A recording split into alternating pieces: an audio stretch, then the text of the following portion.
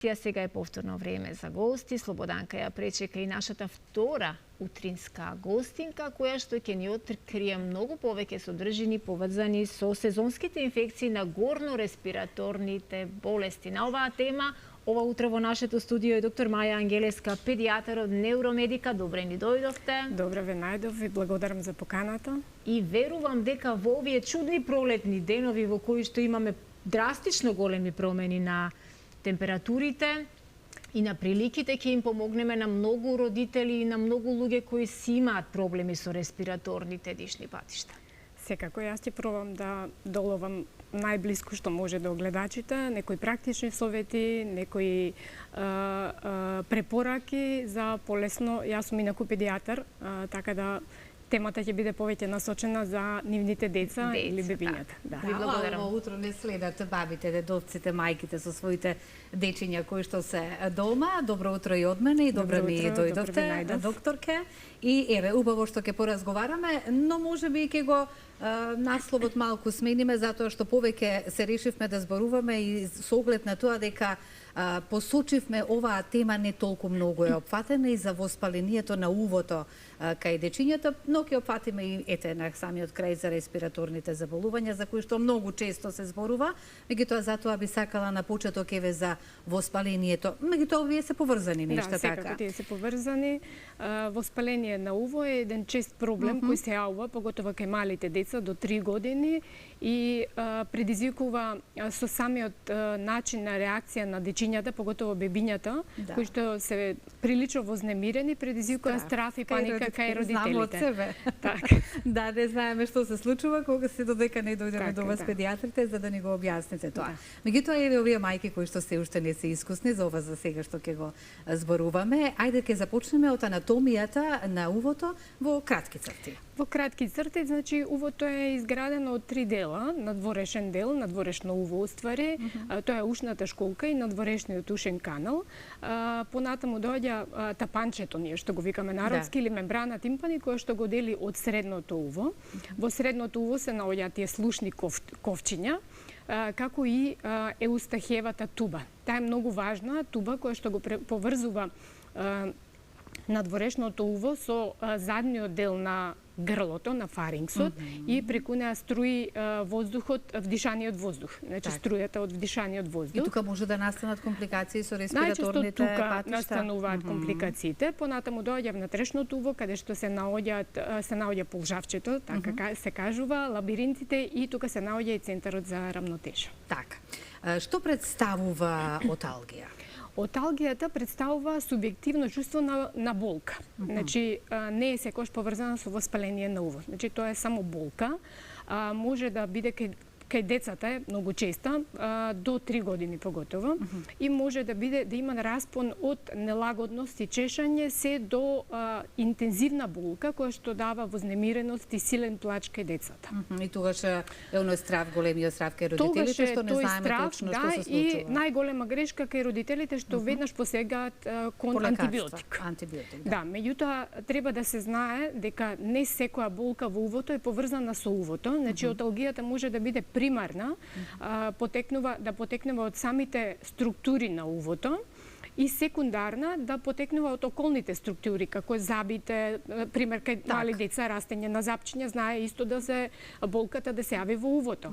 Потоа од грлото, устната шуплина, значи тие околни структури. Значи болката оди во увото, и од овие причини кои што ги споменавме. Да, тие околни структури да дадат исто така болка во увото, и родителите тогаш се во заблуда дали станува збор за вистинска, уствари не се ни во заблуда, тие најчесто мислат дека станува збор за воспаление на уво, и најголема грешка е што одма посегаат по антибиотичка терапија. А не мора да е само за увото, еве како педијатар да ги посоветуваме сите, не треба скоро никогаш да посегнеме самите по антибиотик. Јас сум многу, да кажам, строга во поглед на давањето на антибиотици, иако има родители кои што си бараат на своја рака, дајте ми викенд иде, дајте ми за секој случај, дајте ми да не се влоши температурата, меѓутоа тоа е погрешно, сосема погрешно. Температурата е одбранбен механизам на организмот.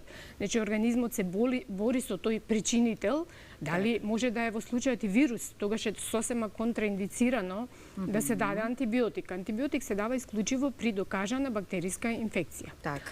А и за увото, за воспалението на увото, значи не секое воспаление на уво бара антибиотска терапија, понатаму ќе објасниме, да. Да, капки најверојатно за овие ќе си кажете, меѓутоа еве јас би сакала да знам, затоа што споменавме дека од 1 рековте до 3 години дечињата најмногу се соочуваат со ваков проблем каде што се уште не зборуваат, барем некои или до 2-3 годинки или да покаже со рачето дека нешто го боли. Зошто кај бебињата се почести воспаленијата кај увото? Зошто се случува тоа? Па има неколку причини. Дали со растењето? Да, прво е анатомијата на увото. Значи таа што ја спомнавме Еустахиева туба, таа кај малите деца, кај бебињата е пократка и е похоризонтално поставена, помала проодност има и тука најчесто се задржува течност, која што течност се јавува зголемена секреција има при горно-респираторни инфекции.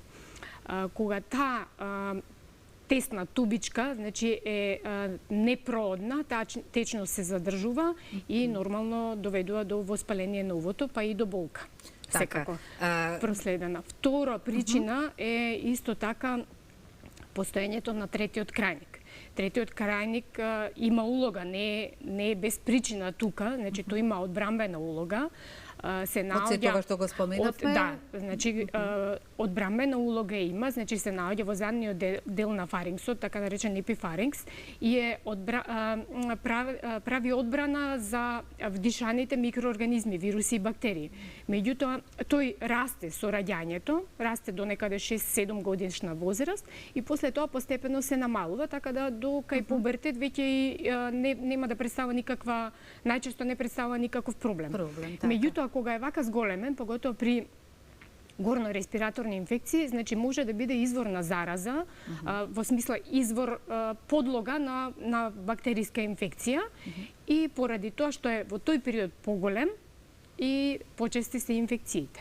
Исто така кај малите деца и е послаб имунитетот, нели до 3 години веќе имунитетот е во фаза на развој, па тие се поосетливи на вируси, бактерии, поготово ако има дома постаро братче, сестриче, што оди во градинка, да, секако тука се пренесува. Тоа го знаете од самото искуство до сега, да. Еве споменавме, меѓутоа јас би сакала и да објасниме какво може да биде воспалението кај увото. Ние зборуваме сега за воспаление, меѓутоа на начин, дали појака болка, посилна, како да е послаба, што се случува? Какви типови на воспаление има? И родителите некогаш да си направат разлика и да не трчаат веднаш на лекар, затоа што и тоа одењето на лекар при првата болка не само што е травматично, него и излегуваат надвор, одат во средина кај што повторно може да има нели од другите дечиња некој вирус, бактерија и да се искомплицира. Меѓутоа, сепак, доколку станува сериозна болка, сериозно воспаление на уво, секако на своја рака да не се зема никакви лекови, тогаш потребен е преглед од педијатар. Какви знаци покажуваат бебињата? Кај бебињата се понеспецифични тие знаци, значи може да се пипкаат за увцето, да се чешкаат, да го влечат увото, како што кажавме, таа при помало интензитет на болка, меѓутоа може да е и многу голема болка со силен плач, раздразливост. Потоа доминираат кај малите деца и неспецифични симптоми кои што исто ги збунуваат родителите, не се сигурни за што станува збор, затоа и тогаш е потребен нели лекарски преглед, педијатриски. Како на пример губат апетит. Со малите деца кои што цицаат, одбиваат цицање, што е многу чудно, нели децата што се на дојка, тоа им е прво и најглавно. Во овој случај одбиваат цицање затоа што со самото движење на вилицата и со самиот покрет на цицањето, тоа им представува болка, значи одбиваат цицање. Намален апетитот е, имаат течни столици или диареја, тоа се вика столица на глад, без разлика што се гладни. Температура може да се јави зависно од кој тип на воспаление. Вие ме прашавте? Значи може да биде воспаление на надворешно уво и може да биде воспаление на внатрешно. На внатрешно уво. Има разлики во тие две. Аха, значи ова се разликите кои што ги споменавме сега и како да ги препознаеме. Исто така објаснивме и третманот, ајде сега, кога ќе дојде веќе до... Јас прво би, пред да дојдеме на третманот, да прекинам да кажам и кои се разликите за полесно да ги секако, слободно. Разликуваат и родителите и за нив да им олесниме. Значи на надворешно уво, нели кажавме надворешниот ушен канал и школката. Тие се уваат инфекции, тие воспаленија, се уваат почесто во летен период, за разлика од средно уво која се уваат во период кога е сезона на вируси и бактерии и така натаму инфекции. Значи овие кожата на надворешниот ушен канал е многу тенка и нема под неа подкожно масно ткиво, него директно е поврзана за рскавицата и коската. И секое незино придвижување кога е воспалена дава силна болка. Значи при жвакање, голтање и така натаму, мрдање на увото. Најчесто до незино воспаление доаѓа при насобирање на влага.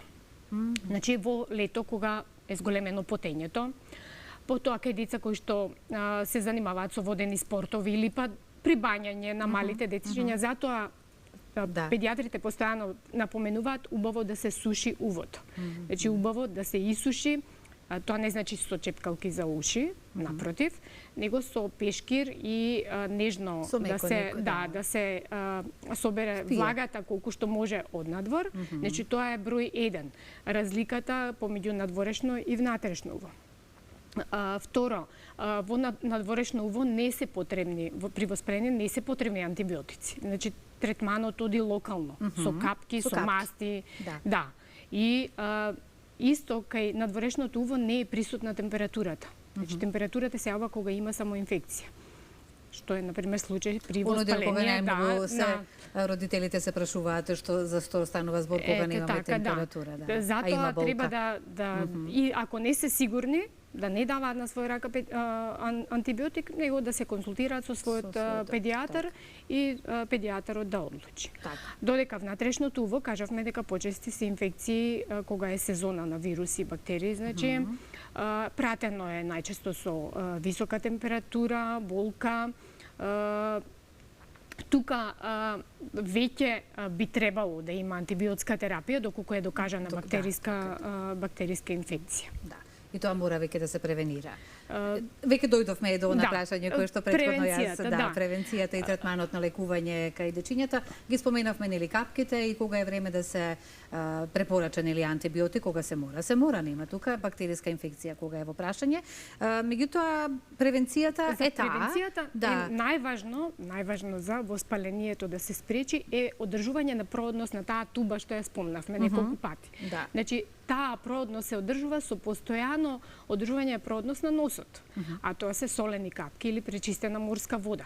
Исто така, деца кои што не знаат да го дуваат носот, нели, помалите дечиња, тогаш се користат и пумпици, кои што со негативен притисок се вади вишокот на секрет и повторно се ставаат тие солени капки. Значи најбитно е одржување на проводноста на еустахиевата туба.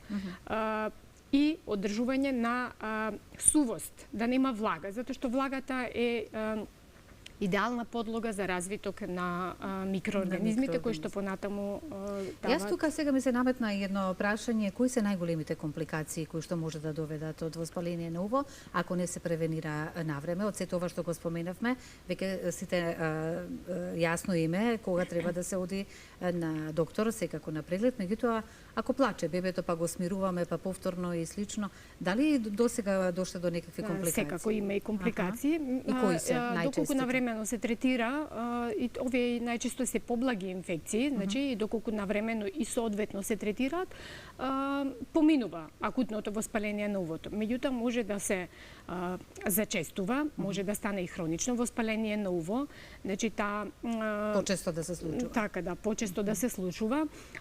Ако е на надворешното уво, значи таа кожа, како што кажавме, станува црвена, отечена и доведува до намалена проводност и со тоа и намалување на слухот.